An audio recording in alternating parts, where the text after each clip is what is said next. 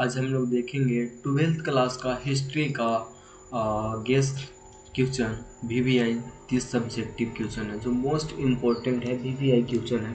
देखेंगे विकास के दो मॉडल। ठीक है, विकास के दो मॉडल। एक पेंसिल ले लेते हैं, उसके बाद देखेंगे विकास के दो मॉडल कौन कौन से हैं। भारत के द्वारा विकास का कौन कौन सा मॉडल अपनाया गया है उनके बारे में बताया। 2022 में पूछा गया। आज़ादी के बाद राष्ट्र निर्माण एवं विकास संबंधी दो मॉडल प्रस्तुत किए हैं। पहला क्या है? पूंजीवादी मॉडल। ठीक है, पूंजीवादी मॉडल है।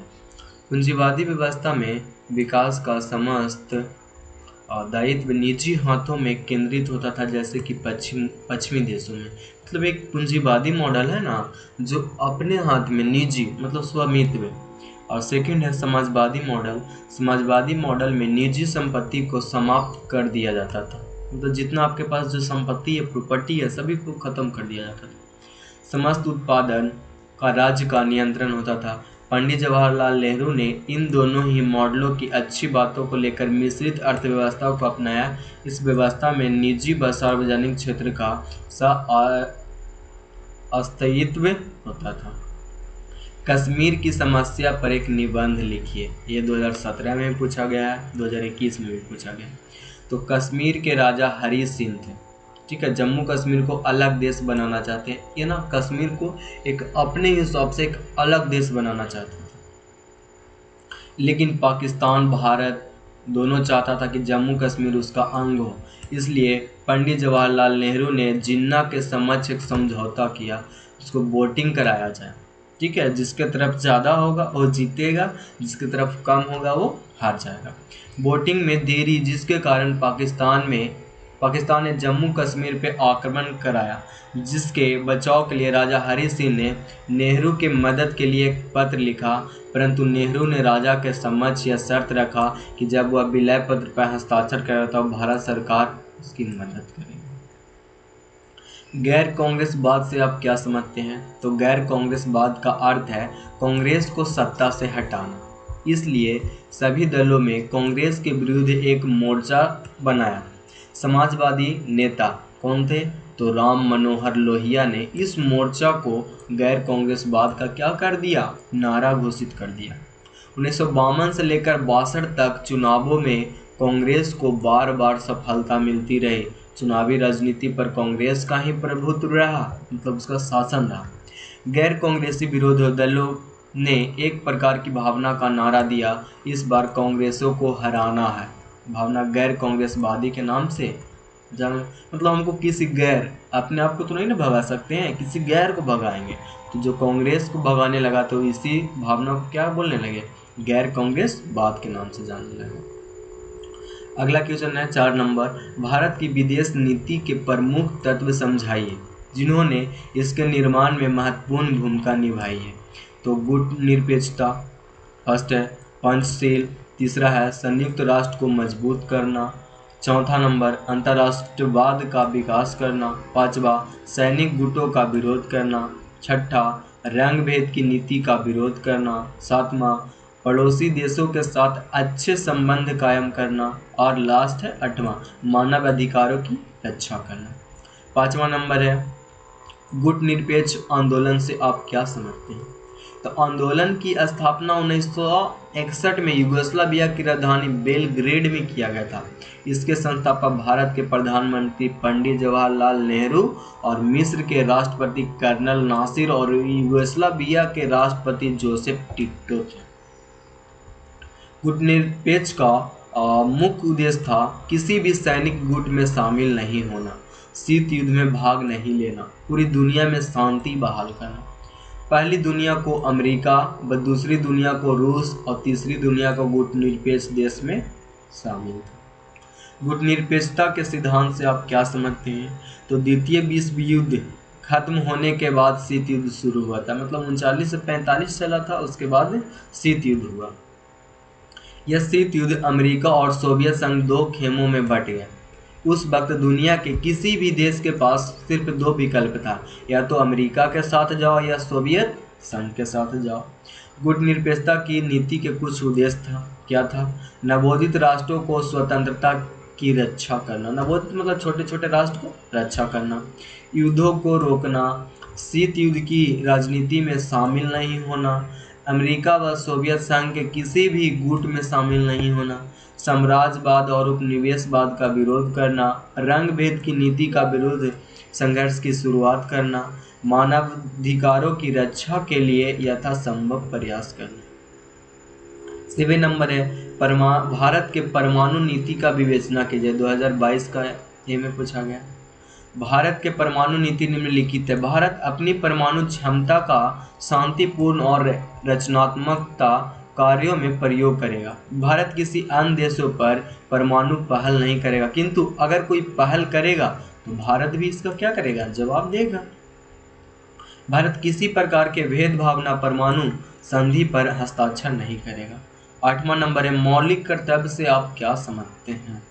तो व्यक्ति का अधिकारों के साथ साथ देश और समाज के लिए कुछ कर्तव्य भी होते हैं, कुछ करना होता है अपने देश के लिए, अपने समाज के लिए। व्यक्ति के लिए किसी कार्य करने को दायित्व को कर्तव्य कहा जाता है। ठीक है, व्यक्ति के किसी कार्य का अपना सबका अपना अपना अलग अलग दायित्व होता है। मौलिक कर्तव्य ऐसे बुनियादी कर्तव्य को कहते हैं जो व्यक्ति को अपनी उन्नति व विकास के लिए, समाज व देश की प्रगति के लिए अवश्य करने चाहिए। भारतीय संविधान में 42वें संविधान संशोधन 1976 द्वारा संविधान के भाग 4 में 10 मौलिक कर्तव्य जोड़ा गया है, जो 2002 में 86वें संविधान संशोधन द्वारा एक और मौलिक कर्तव्य जोड़ा गया। भारतीय संविधान में कुल 11 मौलिक कर्तव्य हैं। नेक्स्ट है 9 नंबर क्वेश्चन, निर्वाचन व्यवस्था में 4 सुधार बताइए। तो निर्वाचन व्यवस्था में 4 सुधार क्या है? मतपत्र के स्थान पर इलेक्ट्रॉनिक वोटिंग मशीन ईवीएम का प्रयोग करना चाहिए। मतपत्र क्या है? जैसे अपना मनमानी होता है, वोट दिलाते हैं ना, तो अपने हिसाब से जिसको चाहते हैं उसी को जिताना। ये क्या है? अपनी मत है, मत का मतदान करने का मतलब हम अपने मत के अनुसार दान करते हैं। मतदान ईवीएम का प्रयोग होना चाहिए। प्रत्याशियों की जमानत राशि में वृद्धि करना चाहिए। 2 या अधिक चुनाव क्षेत्रों में चुनाव लड़ने पर प्रतिबंध करना चाहिए। जैसे एक ही क्षेत्र में 5-6 खड़ा हो जाएंगे तो किसको वोट देना है, किसको जिताना है, पता ही नहीं चल पाएगा, किसी को कम पड़ेगा, किसी को ज़्यादा। चुनाव प्रचार की अवधि 21 दिन से घटकर 14 दिन करना। जैसे ज़्यादा दिन अगर प्रचार होता है तो प्रचार किए, भूल गए, बैठ गए, सो गए, मनमौजी हो जाता है, इसलिए घटा कर 14 दिन कर दिए। आपातकाल के परिणाम क्या क्या हुए अथवा आपातकाल के 2 नतीजों को बताइए। 18 महीने चली आपातकाल की स्थिति में अनेक भयंकर परिणाम रहे, जिनमें प्रमुख है सरकार के इस फैसले के बाद इसके विरुद्ध जितनी भी आंदोलन चल रहे थे वह सभी आंदोलन एक ही बार में रुक गया। हड़तालों पर रोक लगा दी गई, अनेक नेताओं को जेल में डाल दिया गया, प्रेस की आज़ादी पर रोक लगा दी, समाचार पत्रों को कुछ भी छापने से पहले अनुमति लेना पड़ता है। जैसे जो मर्जी में आया जो छाप दिया उससे पहले आपको अनुमति लेना होगा। सरकार को सामाजिक और सांप्रदायिक गड़बड़ी की आशंका हुई, इसके लिए उन्होंने राष्ट्रीय स्वयंसेवक संघ RSS जमानत इस्लामी पर प्रतिबंध लगा दिया। धरना, प्रदर्शन, हड़ताल की भी अनुमति नहीं थी। अब तो जहाँ पाइएगा वहाँ पे भी हड़ताल आप नहीं लगा सकते, उसके लिए अनुमति लेना पड़ता था।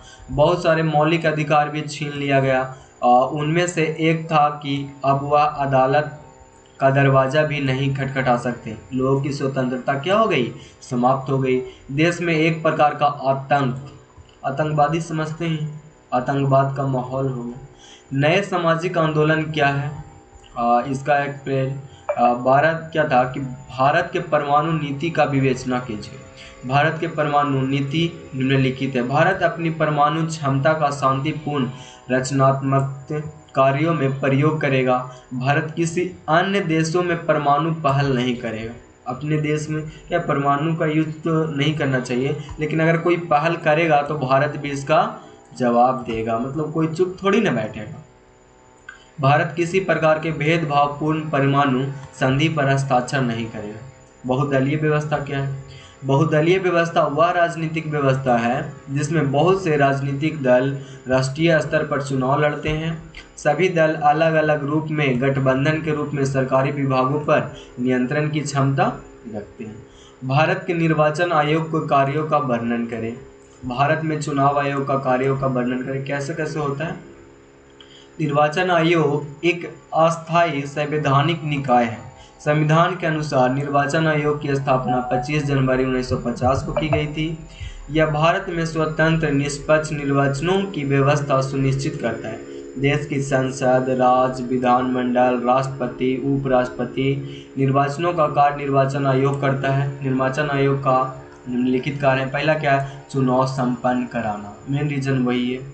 चुनाव क्षेत्रों के परिसीमन करना, मतदाता सूची तैयार करना, राजनीतिक दलों को मान्यता प्रदान करना, राजनीतिक दलों का चुनाव चिन्ह प्रदान करना, चुनावों में नामांकन पत्र की जांच करना, कौन सही है कौन गलत है, राजनीतिक दलों के विवादों को न्याय निर्णय, मतदाता को राजनीतिक शिक्षा प्रदान करना। अगला क्वेश्चन है, हरित क्रांति क्या है?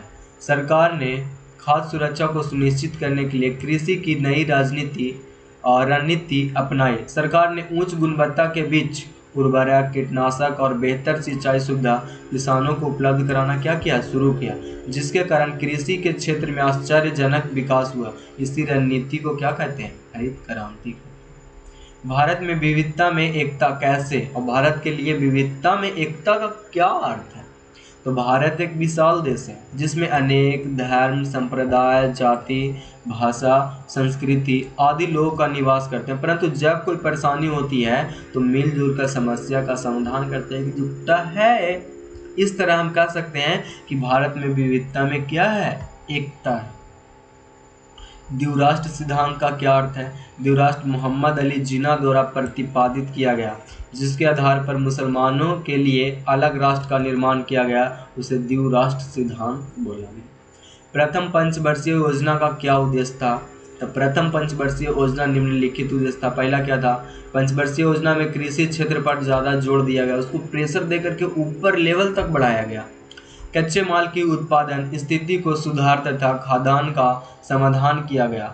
बांध और सिंचाई के क्षेत्र में निवेश किया गया, क्योंकि विभाजन के कारण कृषि क्षेत्र को गहरी मार पड़ी। चीन द्वारा अपनाई गई खुले द्वार की नीति की दो विशेषताएं बताइए। तो पहला क्या था? पूंजीवादी मार्ग की ओर अग्रसर बनने आगे बढ़े, और दूसरा था देश की अर्थव्यवस्था पर राज्य के प्रभुत्व में कमी। 20 नंबर क्वेश्चन है, केंद्र शासित राज्य क्या है? यह भारत का वह भाग जो प्रत्यक्ष रूप से केंद्र सरकार के अधीन हो, राज्य सरकार के अधीन नहीं हो, राज्यों के जैसा स्वायत्तता प्राप्त नहीं हो, यह केंद्र सरकार द्वारा चलाई जाती है, जिसको बोलते हैं सेंट्रल। मानवाधिकार से आप क्या समझते हैं? तो मनुष्य को उसकी जाति, धर्म, रंग, राष्ट्र, लिंग के आधार पर ना देखकर मनुष्य के विकास के बारे में, उससे अधिकार के बारे में सोचा जाए, इसी को मानवाधिकार कहते हैं। नहीं तो क्या होता है? गोरे काले, धर्म हो गया, रंग हो गया, लिंग हो गया, उसके आधार पर देखते हैं, बस ऐसा नहीं देखना चाहिए। मानवाधिकारों को 3 श्रेणी में रखा गया: राजनीतिक अधिकार, आर्थिक व सामाजिक अधिकार। एक हो गया राजनीतिक अधिकार, एक हो गया आर्थिक अधिकार, एक हो गया सामाजिक अधिकार।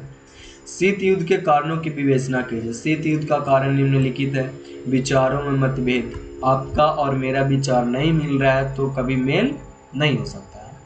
महाशक्तिशाली बनने के लिए क्यूबा संकट और कोरिया संकट, बर्लिन की समस्या, दूसरी दुनिया क्या थी? वैश्वीकरण के सकारात्मक प्रभाव बताइए। वैश्वीकरण के सकारात्मक प्रभाव निम्नलिखित है। पहला क्या? जीवन शैली में परिवर्तन होता, विश्व के लोगों का आपसी जुड़ाव होता, तकनीक व शिक्षा का आदान प्रदान होता, वस्तु तथा सेवा का प्रवाह होता, रोजगार का अवसर बहुत ज़्यादा बढ़ता, एक देश दूसरे देश से अनेक क्षेत्र में नया नया चीज़ सीखने को मिलता, पूरे दुनिया का सामान एक ही बाजार में मिलता। यह क्या था? वैश्वीकरण।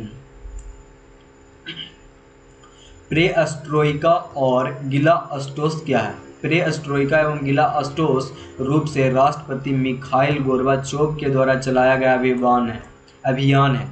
इसमें कहा गया कि हम व्यवस्था को सुधारना चाहते हैं और रूस के साथ कोई भी देश आकर व्यापार कर सकता है, लेकिन रूस की अर्थव्यवस्था में सुधार नहीं कर पाया, जिसके कारण पेरेस्ट्रोइका और गिलास्टोस नामक योजना विफल हो गया, जिसके कारण 1991 में सोवियत संघ का विघटन मतलब टूट गया। सूचना का अधिकार का आंदोलन पर लेख लिखिए। तो सूचना के अधिकार का आंदोलन 1990 में ईस्वी में राजस्थान के मेन तहसील पिछड़े क्षेत्र से हुई थी। ग्रामवासियों ने अपने सूचना के अधिकार पर बल दिया। 1994 से 96 में इस आंदोलन ने जोर पकड़ा, जिसके निराकरण के लिए 2005 में सूचना अधिकार अधिनियम पारित हुआ। इसी आंदोलन को सूचना का अधिकार का आंदोलन कहते हैं। आसियान की स्थापना कैसे हुई, इसका उद्देश्य क्या था? तो आसियान की स्थापना, इसके उद्देश्य 1967 ईस्वी के अगस्त माह में इंडोनेशिया, सिंगापुर, फिलीपींस, मलेशिया तथा थाईलैंड और बैकाक घोषणा पर हस्ताक्षर कर आसियान की नींव डाली। इसका मुख्य उद्देश्य था आर्थिक विकास करने के लिए इसके सदस्य देश एक दूसरे से मिलजुल कर विकास करने लगे। आसियाना का प्रमुख उद्देश्य था सामाजिक सांस्कृतिक विकास हासिल करना, एक मुख्य उद्देश्य था। संयुक्त राष्ट्र संघ के नियम के आधार पर क्षेत्रीय शांति और स्थायित्व को बढ़ावा देना इसका अन्य मुख्य उद्देश्य था। निष्पक्षता, सहयोग और हस्तक्षेप को बढ़ावा देना इस संघ का मुख्य उद्देश्य रहा। और दक्षेस या सार्क का मुख्य उद्देश्य क्या था, या सार्क के कौन से कार्य था? तो मुख्य उद्देश्य था, उनका मुख्य उद्देश्य अपने बीच के सभी सदस्य एक दूसरे का आर्थिक विकास में सहायता एवं सहयोग प्रदान करना। दक्षिण एशिया के लोगों की जनता का कल्याण, उसके जीवन स्तर में सुधार, क्षेत्र के आर्थिक, सामाजिक व सांस्कृतिक विकास में तेजी लाना तथा सभी व्यक्तियों को सम्मान के साथ जीने और अपनी पूर्ण निहित क्षमता को प्राप्त करने के लिए अवसर देना था। इस दक्षिण एशिया के देशों की सामाजिक आत्मनिर्भरता में वृद्धि करना, अन्य अंतर्राष्ट्रीय तथा क्षेत्रीय संस्थाओं के साथ सहयोग करना, सदस्य देशों के बीच में वैज्ञानिक और तकनीक प्रगति का आदान प्रदान करना, आतंकवाद और नशीली वस्तुओं का तस्करी पर प्रतिबंध। क्या है आतंकवाद और नशीली वस्तु, चरस, ये सभी पर क्या तस्करी मतलब प्रतिबंध लगाना था।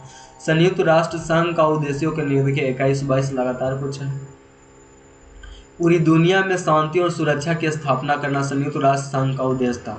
अलग अलग राष्ट्रों के बीच संबंध व सहयोग की वृद्धि करना, अंतर्राष्ट्रीय विवादों को शांतिपूर्ण ढंग से सुलझाना अर्थात खत्म करना, पूरी दुनिया की आर्थिक, सामाजिक और सांस्कृतिक आदि मानवीय समस्याओं के समाधान के लिए अंतर्राष्ट्रीय सहयोग प्राप्त करना, मानव अधिकारों की रक्षा करना, लोगों के जीवन स्तर को सुधारना, बीमारियों से मुक्ति हेतु इलाज करना। विश्व बैंक के प्रमुख कार्य क्या हैं? तो विश्व बैंक का प्रमुख कार्य है जो निम्नलिखित है। विश्व बैंक युद्ध के बाद 1945 में विश्व बैंक की स्थापना हुई। इसमें कुल सदस्यों की संख्या 189 थी, 189। इसका मुख्यालय वाशिंगटन डीसी में। इस बैंक का कार्यक्षेत्र विकासशील देश हैं, उनके विकास के लिए यह धन उपलब्ध करता है। यह बैंक मानवीय विकास, शिक्षा, स्वास्थ्य, कृषि और ग्रामीण विकास, सिंचाई, ग्रामीण सेवाओं के लिए काम करता है। पर्यावरण सुरक्षा, प्रदूषण में कमी, नियमों का निर्माण, उन्हें लागू करना, है ना। पांचवा हो गया आधारभूत ढांचा, जैसे सड़क, शहरी विकास, बिजली में सुधार लाता था। ये अपने सदस्य देशों को आसान ऋण और अनुदान देता था। जो देश ज़्यादा गरीब होते थे उसे अनुदान वापस चुकाना नहीं पड़ता था। वैश्विक ताप वृद्धि क्या है? वायुमंडल में ग्रीन हाउस गैसों जैसे मीथेन, कार्बन डाइऑक्साइड, क्लोरोफ्लोरोकार्बन के बढ़ने के कारण पृथ्वी के औसत तापमान में बढ़ोतरी हो जाती थी और तापमान में बढ़ोतरी को ही विश्वव्यापी ताप वृद्धि कहते हैं। वैश्विक ताप वृद्धि के कारणों को लिखे। ग्लोबल वार्मिंग के पीछे सबसे बड़ी कारण यह है कि तेजी से हुआ औद्योगिकरण, जंगलों का तेजी विनाश, पेट्रोलियम पदार्थों के धुएं से होने वाला प्रदूषण और फ्रिज, एयर कंडीशनर आदि का बढ़ता हुआ प्रयोग। विश्व ताप वृद्धि से क्या संकट हो सकता है अथवा ग्लोबल वार्मिंग का परिणाम बताएं? तो धरती का तापमान लगातार बढ़ता जा रहा है, धरती के जीवन के लिए प्रलयकारी साबित हो रहा है, क्योंकि ग्लोबल जो वार्मिंग है उसमें CFC, CH4, CO और CO2 आदि गैसों की मात्रा बढ़ती है। ये काफ़ी खतरनाक होती है। ये गैस के बढ़ने से ओजोन परत में क्या होता है? छेद हो जाता है और इस क्षेत्र की सूर्य की पराबैंगनी किरणों को आसानी से पार कर देता है, जो हमारे स्वास्थ्य को नुकसान पहुंचाएगा। दुनिया भर में समुद्र स्तर का प्रति वर्ष 0.12 इंच बढ़ रहा है। ऐसा ग्लोबल वार्मिंग के कारण ध्रुवीय बर्फ की टोपियों को पिघलने के कारण हो रहा है, इससे तराई क्षेत्रों में। ठीक है, धन्यवाद।